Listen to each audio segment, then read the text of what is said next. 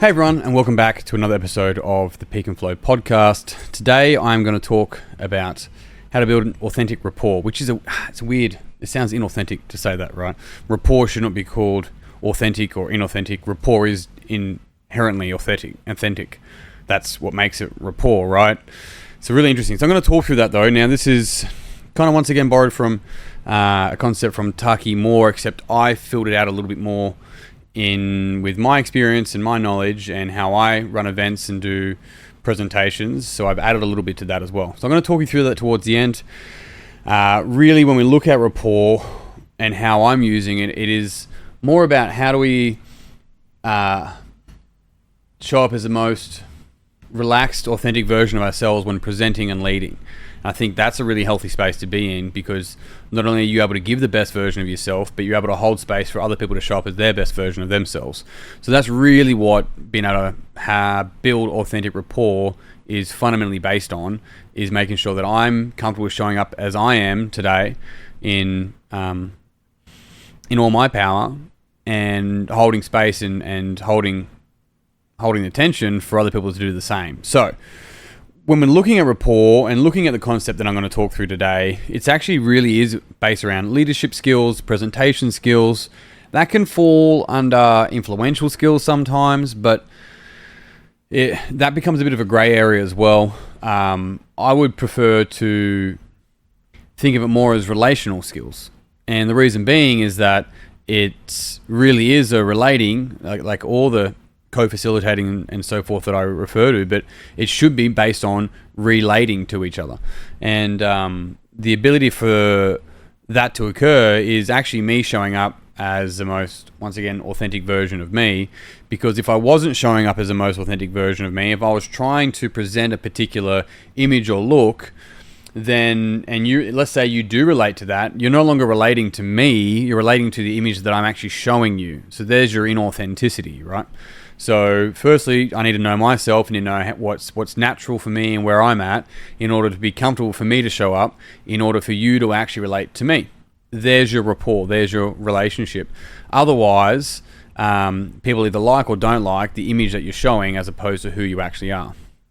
Interesting stuff. So there's a really common phrase, it's usually used in things like NLP training, called pacing and leading. It's a pretty simple and good concept. You simply pace to an individual, rather, to my stutter. You pace to an individual and then you can lead them. What people don't do is that they don't pace or work at the same pace. You can actually think of it like page and lead, because you're on the same page. From there, you're able to actually lead. Now, this becomes, once again, a bit of a grey area, because some people are doing it on behalf of selling as opposed to on behalf of the other individual. That's really what any form of pacing and leading is. And the same, and I've mentioned it before on this podcast, when it comes to like actual selling, it's not selling. You're actually facilitating a buying of something, and that may not be the thing that you're selling. That's what's really crucial. It's like, are we a good fit? Is this a good product or service based on what your actual problem is? The whole point of that conversation is to be able to facilitate and coach the person through the process so we can see if we're a good fit. That's as simple as that. Not selling anything. If that person sees that it's a good fit, and your job is to be able to provide all the information and to show up and be the expert, then they'll buy. But you're facilitating a buy, you're not facilitating a sale. Very different space to be in. And so this comes into the same thing. So your pacing and leading is a bit interesting, but really it's about how do we build rapport. And so think of it like a gym session that I'm running, small group coaching. I want to be able to make sure that in that space I'm leading by presence, not leading by position because my shirt says coach or trainer on it. I want to be able to make sure that I'm connected with each individual, I'm on the same page with them, and I'm co-facilitating and working with them. They're coming to me because of my expert knowledge and my ability to relate to them and build rapport with them and understand them and have their best interests at heart, not because I've got some sort of word on my shirt that tells them they should listen to me. Really, really different. That's leading by presence compared to leading by title or position. So we need to get on the same page first. So what's the process? Well, in Taki Moore's book, Million Dollar Coach, he says there's 3. I would suggest when running events and doing that sort of stuff. That was pretty useful, but I've filled it out to be a little bit more. So I've actually got 1, 2, 3, I've got 6 steps here, but that's to round out the whole thing. Now, I actually have run for years. I had about a 3-year break, but I've run intros every single week at my gym. Every single week at my gym that goes through and explains to people not just what we do and how we do it, but more importantly, why we do what we do and how it all works and pieces together. I'm going to go through that in a bit more depth in another podcast.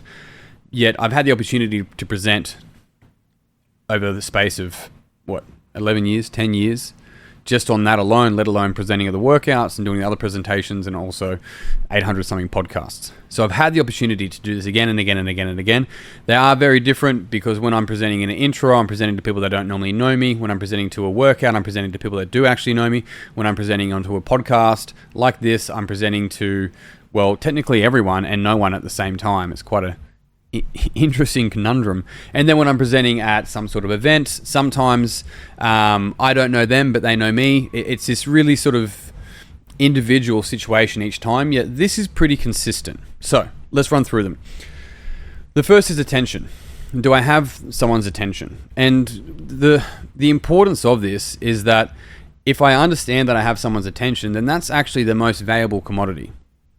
Our attention is by far the most valuable, it is an economy, right? Because it's, and not just because Gary Vaynerchuk said so, but it's time. It's something that we can never buy back and never buy again. So you're actually, if I'm giving you my attention, you're giving me right now your attention, I actually am exceptionally grateful because you're giving me something that you can never return. Like, it's one of the most powerful things. And so in that space, do I have attention? And that is fundamental. If I don't have attention, then I can't do anything else after that. So do I have attention? And so what are the ways that I go about doing that? Well, firstly, eye contact. It's really simple because I'm going to talk to each individual. Now, if I've got a small group, let's say 6, my eye contact is going to be varied per person and not the sprinkler, not like going from right to left like a sprinkler. It's being able to make sure that I'm using my eye contact and my words exceptionally important as I'm first just connecting, which is the next one, with each individual. And so being able to give people really relaxed and healthy and engaged eye contact sparingly, right? You don't want to just stare at someone, be like, I'm giving you my attention. We are connecting. You want to be able to, I'm hoping, be able to have that attention and then look for how do we connect. And one of the ways that we do that is actually to show vulnerability, as silly as it sounds. It doesn't mean that you go, hey, it's really nice to meet you, welcome to the gym. By the way, my father left me when I was 6. Like, don't be starting there. It's about making sure that we're able to connect by simply being like, hey, I'm another human. So my job today is to really be here, answer your questions. I'm going to talk through a couple of things, but really it's to make sure that you can leave this intro, as the example, with whatever information you need to be able to make a decision moving forward. And so given that, what questions do you guys have for me? Simple, right? Really simple. I literally say it like that. And it allows me to actually engage the individual straight away and hold space. And one of the most powerful things when asking questions to do after you ask a question, learn how to ask a question concisely and to the point, and then do me a favor, shut the fuck up. Don't say anything. Don't interrupt the thinking. Just hold the silence, hold the tension, hold the pause. That's okay. But you're going to find that very hard if you don't pace first. So attention, connection. Another thing with connection is that you can start to be like, how are we the same? There's stuff like that. I'll talk through that another time. It should just be a pretty natural and normal human-to-human conversation. Hence where you should be in the people industry, not the fitness industry or any other one. From there, framing. I kind of actually already did it in my example just then, but I will say to people in the intro, just so you know, there's a couple of things that I talk through tonight, such as in the intro, what I would say, because I'm now reflecting on that. The things that I'll talk to is the difference between the people industry and the fitness industry, the difference between coaching and training, and the difference between movement and exercise. They're the main things that I'll talk to through that. This should take about 90 minutes, give or take, maybe a little bit less. It will depend on questions. And, you'll have an opportunity throughout today as well to just ask questions as we go, because it should be a discussion. It shouldn't just be me talking at you. So this is all framing. This is letting them know, once I've got their attention, once we're on the same page, that I can give them an understanding of how tonight's going to go, and also not just frame it verbally, but frame it with my energy and how I'm presenting and the leadership that I'm offering in that space. Really important. Now, from there, it's permission. So Taki used this as in, hey, there is a program at the end of this, and is it okay if I share that with you? And so he's looking for permission in that sense. The way that I'm looking for permission in this sense is actually them. So after I've delivered the framing, I'm like, is that okay with you guys? And if so, do you have any other things that you want to make sure that we go through tonight before we finish up that I didn't mention? And so I've done the framing. I've also asked for their permission, and the permission might be, the whole point of this intro is to talk through how the gym works. There is an offer at the end, but it's more based upon what we're going to talk through here, and it really is just an opportunity to take the next step for those that are interested. And so if you're happy, we're going to go through that at the end, but the whole point is to make sure you've got enough information before even considering any type of offer. Is that cool with you guys? Do you have any questions about that? And so there is that's a part of framing. It's kind of asking for permission. It's letting them know what I'm going to do later on. So it's not waiting for this person to make a sale or something along those lines. It's just being able to go, hey, there is that at the end for people that think this is a good fit. I want to learn more. Super natural, super honest, because that's what you should be looking for. You should be looking for a good fit. And then after the permission, you deliver, you serve, you deliver on your promise of what you were going to deliver on. And that changes per context, from podcast to at the start of this podcast I told you I was going to talk about building authentic rapport, hence I've delivered that hopefully in relation to what I've spoken to. I haven't spoken about my dog's diet. Instead it's making sure that it's relevant and I'm actually delivering on what I promised. Simple. And at the end it's offer or next. Now when I use the word offer, it doesn't necessarily mean this is an offer for you to buy. What it means is it can be advice. It could be the next steps. So it's like, look, my offer for you, and another one that's a key word here is invite. Like we invite our clients, potential clients, our people that are inquiring, to come in and do a couple of sessions and see if it is a good fit for them. So you're invited to do that if that's something you'd like to do. So that's an offer, right? Because once again, they're still giving me their time, even though they're not paying for it. They're free trial sessions, but they're still giving me their time and their attention and their trust.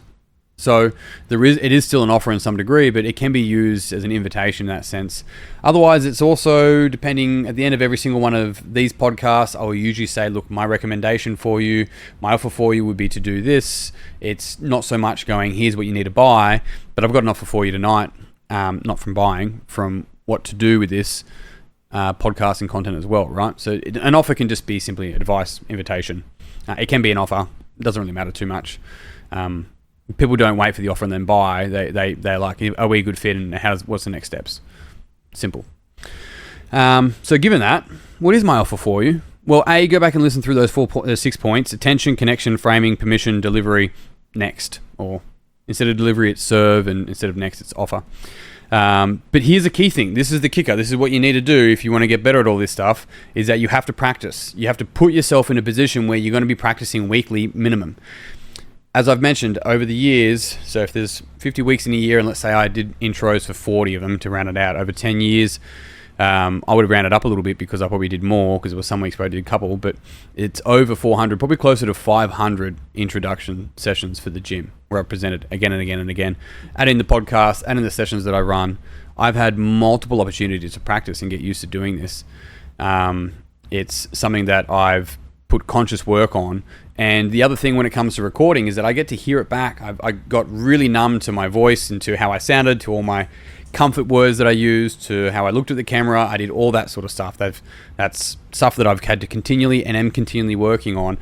You need to put yourself in a position to practice, to be able to get feedback. This isn't something that you just hear and then do. It's something that you deepen and deliver and adapt per situation over time. So that's my offer for you. Become a mindful leader in that sense.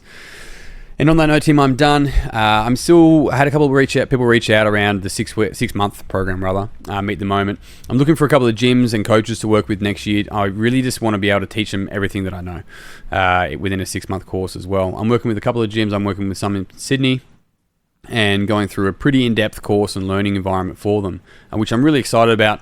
But really, I'm looking for a few more gyms and coaches to work with.